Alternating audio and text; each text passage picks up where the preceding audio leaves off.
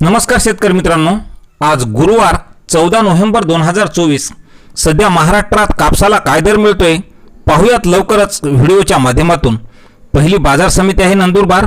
आवक आलेली आहे 180 क्विंटलची. कमीत कमी दर मिळाला 6500 रुपये, जास्तीचा दर मिळाला 7521 रुपये, तर सर्वसाधारण दर आहे 7200 रुपये. पुढील बाजार समिती आहे सावनेर. आवक आलेली आहे 1200 क्विंटलची. कमीत कमी दर मिळाला 7100 रुपये, जास्तीचा दर मिळाला 7125 रुपये, तर सर्वसाधारण दर आहे 7125 रुपये. पुढील बाजार समिती आहे सेलू. आवक आलेली आहे 1929 क्विंटलची.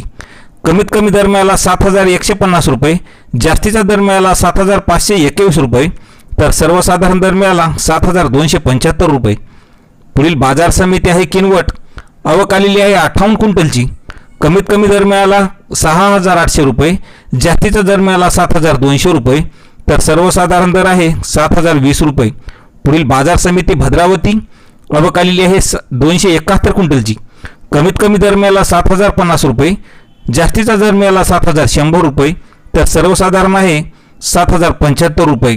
आणि शेवटची बाजार समिती आहे पारशिवनी. आवक आलेली आहे 180 क्विंटलची.